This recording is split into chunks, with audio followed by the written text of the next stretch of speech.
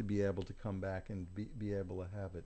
And I know I'm jumping all around in this It's place. fine. It's fine. All right. Trust your intuition. The moon sign is squaring your Mercury. All right. And when you're feeling something, don't override it with your thinking mind. I had a feeling that was the case. Uh-huh. Don't you got to go with that intuitive sense. It's in the what?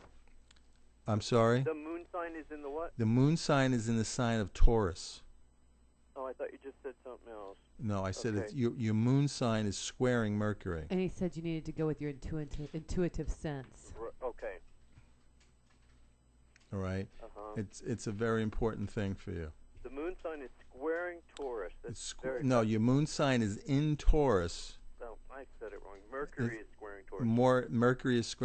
Mercury is squaring Taurus. So anyway, your Mercury, your thought process, your reasoning mind, your logical mind, right, is squaring. That's a challenge. Is challenging your intuition.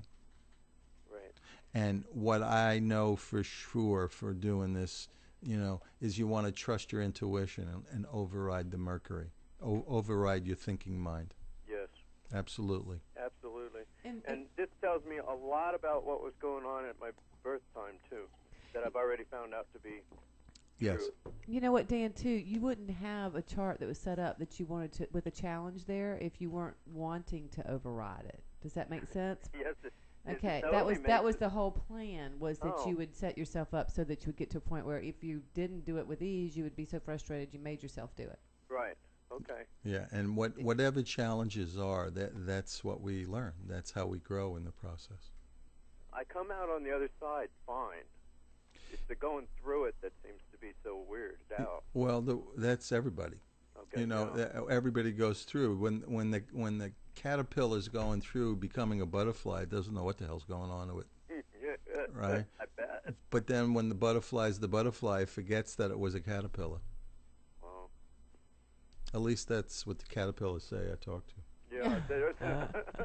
It's all about me. Yeah. All right, Dan. Thank you very much. Thank you. Thank you so Good much. night. Do we have another caller? No, sweetie, Okay. I think you're free to fly. 8 minutes. All right, we got 8 minutes to wrap this ball up. I want to go back to the moon signs in Virgo, and moon sign in Virgo. When you're born and you have a moon in Virgo, your mother was very particular, a micromanaging kind of mother, all right? And from an emotional point of view, if your moon is in Virgo, in order for you to feel emotionally secure within yourself, you have to have things at least perfect in your way. They have to be according to your perfection, right, working for you. And I'll tell you, with the moon in Virgo, give yourself some slack, all right?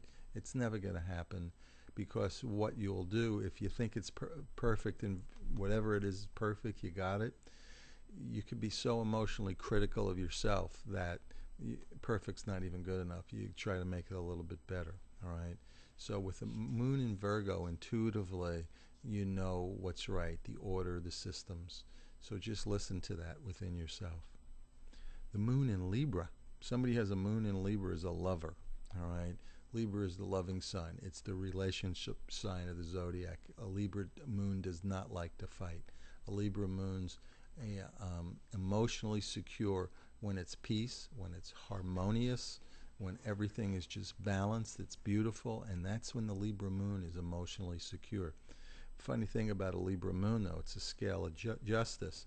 So if you keep pushing a Libra moon and pushing a Libra moon, and a Libra person keeps keeping the peace, eventually that Libra moon comes back in balance, and it's a warlord, all right? The Libra energy, it's very interesting to me that Hitler had a Libra energy on his chart, and they brought in Churchill, who had Libra energy in the exact placement of Hitler to balance it out. Wow. It's very cool. There's a lot of stuff astrology really has a very strong history with. We go to a moon in Scorpio.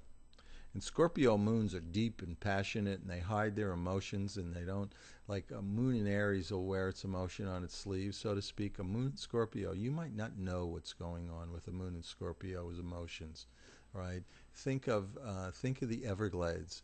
And the Everglades, if you go down there on a day that's nice and sunny, the birds are chirping and the flowers are blooming and everything. But below the murky water, you don't know what's going on. So a lot of times somebody who has a moon in Scorpio hides so secretly and quietly what's going inside, but the intensity is there. It's a very, very powerful moon, because when they let out that emotion, it really spreads. When somebody has a moon in Scorpio and they start to let out some of that emotion, everybody knows whether they're mad, whether they're happy, whether they're sad, or whatever the process is. Moon in Sagittarius, we got a few, and we got about 5 minutes to do this. The moon in Sagittarius to me is a happy moon. Generally, what I say to people, their emotional security depends upon things, this might sound funny, but being happy around them, right? When people are happy, when life is happy, they feel really, really good. Really wonderful thing about a moon in Sagittarius is no matter how much caca hits the fan, the moon in Sagittarius, excuse me, always finds a way to rally, always finds the spirit within them to think positive and optimistic thoughts. Moon in Capricorns. Moon in Capricorns are generally serious people, all right? The mom was generally a worker. The mom had a lot of obligations. The mom didn't, the moon in Capricorn's mother didn't raise children. The moon in Capricorn's mother raised adults. So you had chores, you had to sign stuff, you had to do everything with the process. So you grow up emotionally thinking life is a task, all right? But if you want a moon in if you want something done, give it to somebody who has a moon in Capricorn. The moon in Aquarius. The moon in Aquarius energy is, think of Aquarian energy, it's always on the cutting edge of things. Aquarians dance to the beat of a different drummer. And when somebody has an emotional Aquarian energy, it's like Aquarius again is an air sign. So somebody who has an emotional energy in an air sign really has a thinking emotional process and not really a feeling emotional process. And a moon in Aquarius needs a little bit space and freedom, but they're friendly. They're the best friends you could ever make with somebody with a moon in Aquarius. And the last one is a moon in Pisces, all right? And the moon, we've had a number of moons in Pisces today. And the moon in Pisces is a water sign. Pisces is a water sign. So the deep emotional intensity of a Pisces, and it's a mutable sign. So if we go back to your son, Leanne, who has a moon in Pisces, Pisces is I liken the Pisces water to a stream up in North Carolina, river. It flows around the rocks and it goes around the banks and it changes its energies, etc. So whatever the moon in Pisces is, just stay with her for a little while and it's going to change. It's very mutable.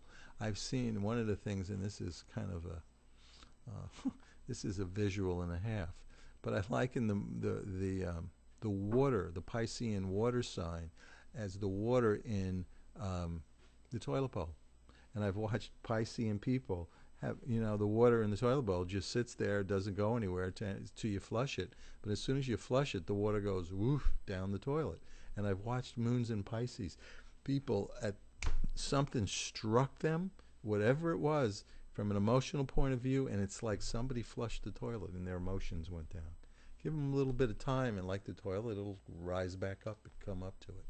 So we have all these moons, and they're all interacting every day with us.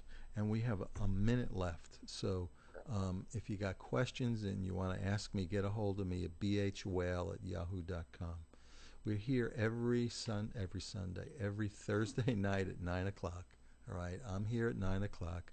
Leanne has her show at 7:30. My Mom Talks to Dead People, which is an absolutely amazing walk in higher consciousness. Tonight's show that she did was over the top. It was really good. I want to talk just quickly about the upside of you. All right, stay on the upside of you. Don't be on the downside of you. If you're feeling emotionally down, realize that you could switch that emotion. We were talking about that in her show earlier. We have control over the emotions. The moon is the body of the emotion. The moon is the body of the subconscious. It holds tremendous power. So when you're feeling not so happy, turn that power and start to feel on the upside of you. And we're here every Thursday night at 9 o'clock.